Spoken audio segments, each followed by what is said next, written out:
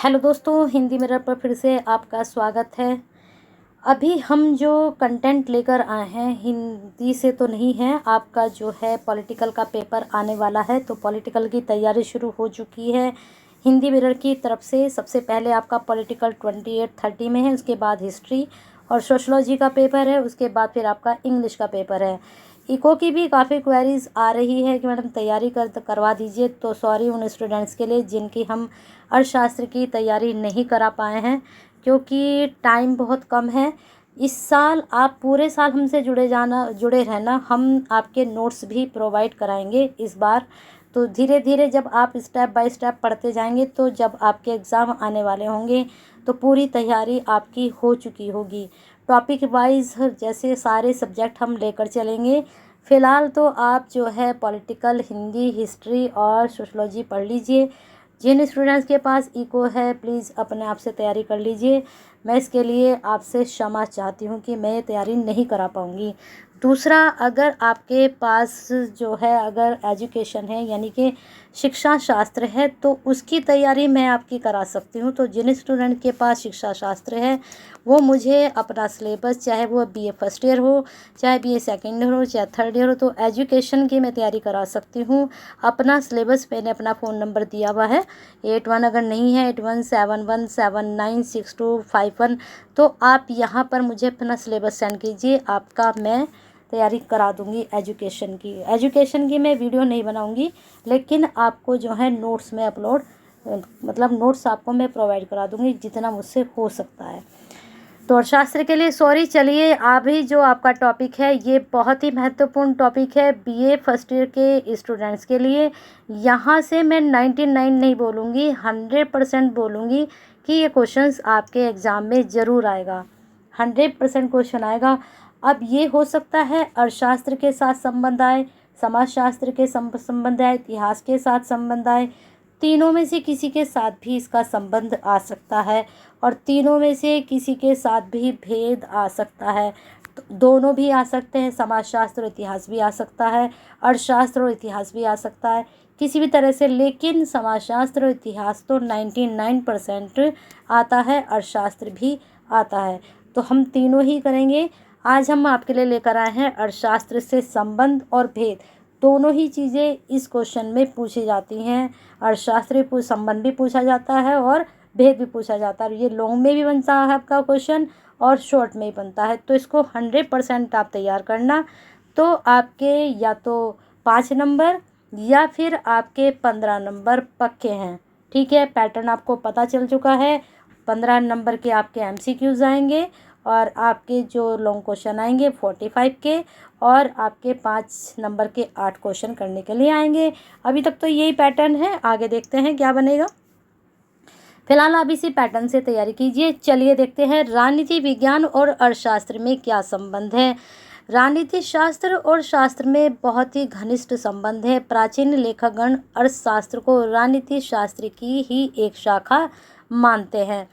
आपको एक चीज़ मैं अपने ही तौर पर एक चीज़ क्लियर कर देती हूँ। जैसे आपकी हिंदी है, पॉलिटिकल है, हिस्ट्री है, सोशलॉजी है, ये जो सब्जेक्ट है आपस में मिले जुले हैं। आपने देखा बहुत से टॉपिक आप हिस्ट्री में ही पढ़ते हैं, वही टॉपिक आप फिर हिंदी में ही पढ़ते हैं, वही टॉपिक आप पॉलिटिकल में, वही पॉलिटिकल आप जो है इसमें राजनीति विज्ञान में ही पढ़ते हैं। तो बहुत इनमें कॉमन चीज़ें हैं आपस में, तो इसलिए इनका आपस में संबंध भी है।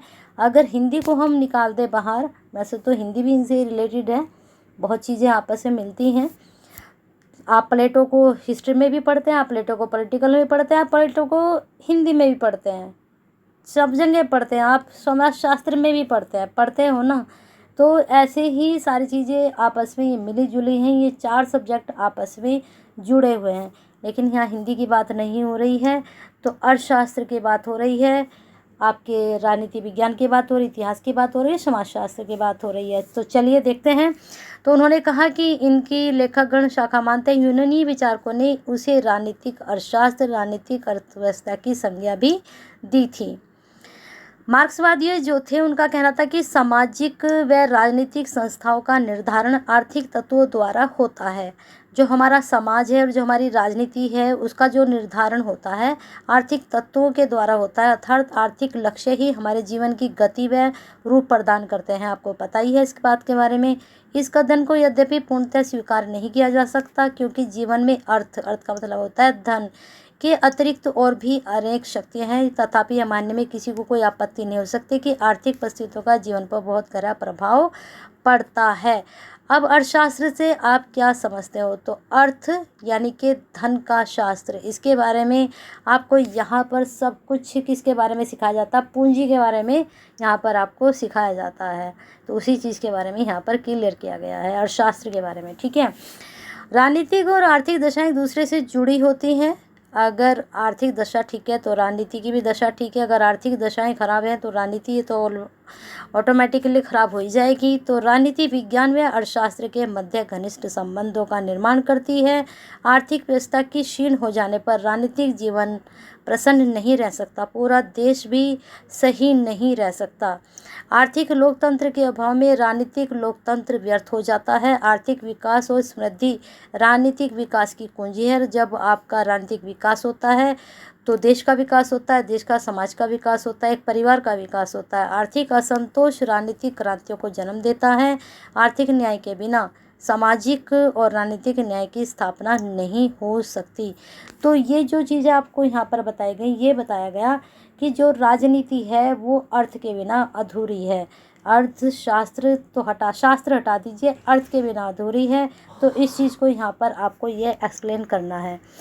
आगे चलते हैं। यद्यपि आधुनिक समय राजनीति विज्ञान और शास्त्र को अलग अलग विषय मान लिया गया है, तथापि आज भी राजनीति विज्ञान और शास्त्र एक दूसरे से जुड़े हुए हैं। दोनों का संबंध मनुष्य, दोनों का शास्त्र मुख्य उद्देश्य मानव कल्याण का होता है। राजनीति भी मानव कल्याण करती है और एक अर्थ जो होता है वो भी मानव कल्याण में ही हिस्सा देता है, अपना प्रोग्रेस करता है। मानव का आर्थिक कल्याण अशांति और अराजकता की स्थिति में असंभव है, इसलिए शांति और सुव्यवस्था की स्थापना करना राज्य का अनिवार्य कर्तव्य हो जाता है। और वह कैसे होगा? वो अर्थ के द्वारा ही हो सकता है। ये जिन्होंने कहा है, गेटिल का कहना है कि आर्थिक विचारक हैं ये। आर्थिक परिस्थितियाँ राज्य के संगठन, विकास और क्रियाकलाप पर प्रभाव डालती है और प्रत्युत्तर में राज्य अपने कानून द्वारा आर्थिक स्थितियों को बदलता है। इसलिए अर्थशास्त्र और राजनीति विज्ञान का संबंध है। ठीक है, आगे चलते हैं। अब आते हैं अर्थशास्त्र की राजनीति विज्ञान को देन। क्यों है इन दोनों का संबंध? ऐसा क्या किया अर्थशास्त्र ने कि उसको राजनीति विज्ञान के साथ वो जुड़ गया? तो हम देखते हैं देन क्या है, क्या किया इसने क्या किया? राज्य संस्थानों का उदय विकास किया। ठीक है, इसलिए इसका संबंध हुआ। आगे इसमें देखते हैं, यह आर्थिक परिस्थितियों के परिणाम स्वरूप ही हुआ है। आर्थिक गतिविधियों के कारण विशाल राज्यों की स्थापना संभव हो सकी।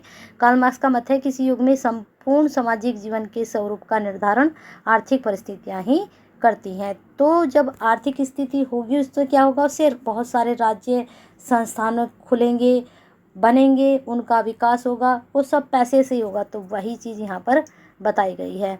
फिर है राजनीतिक घटनाएं आर्थिक गतिविधियों का परिणाम है। जो हमारे यहाँ घटना होती है अगर बुरी होगी तो क्या होगा? अर्थव्यवस्था पर फर्क पड़ता है। अब जैसे पीछे कोरोना आया था तो वो एक राजनीतिक घटना तो नहीं थी, एक अचानक वाली घटना थी, कोइंसिडेंस था आपके लिए, सबके लिए, हमारे लिए भी। तो उससे क्या हुआ? आर्थिक गतिविधियों पर फर्क पड़ गया और राजनीति पर फर्क पड़ गया। तो वही चीज़ यहाँ पर है। विश्व की अनेक राजनीतिक घटनाएं, कभी कभी जो है विश्व युद्ध भी छिड़ जाते हैं, उससे भी ये चीज़ें हो जाती हैं। तो विश्व की अनेक राजनीतिक घटनाएं आर्थिक गतिविधियों के परिणाम स्वरूप घटित हुई हैं।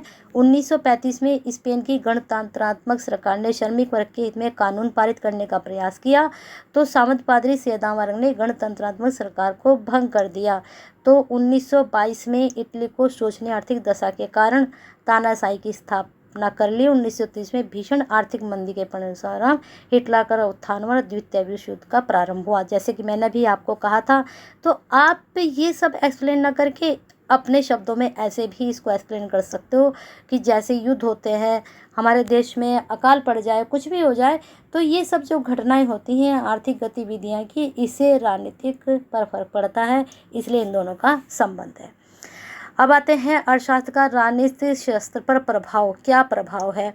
अर्थशास्त्र स्वतंत्र सामाजिक शास्त्र अवश्य है, परंतु इसका राजनीति के साथ घनिष्ठ संबंध। दोनों शास्त्रों का मुद्दा उद्देश्य मानव कल्याण है। अभी मैंने बताया था, मानव का आर्थिक कल्याण अशांति और अराजकता की स्थिति में असंभव है, इसलिए शांति और सुव्यवस्था की स्थापना करना राज्य का एक अनिवार्य कर्तव्य है। राज्य का विकास आर्थिक परिस्थितियों के परिणाम स्वरूप ही हुआ है। आर्थिक गतिविधियों के कारण ही विशाल राष्ट्रीय राज्यों की स्थापना संभव हो सकी है। कार्ल मार्क्स का मत है कि किसी युग में संपूर्ण सामाजिक स्वरूप का निर्धारण आर्थिक परिस्थितियां ही करती हैं। शायद ये वाली स्लाइड रिपीट हो चुकी है क्योंकि ये ऊपर भी आया था प्रभाव। यहाँ पर आप देख सकते हैं इस वाले को।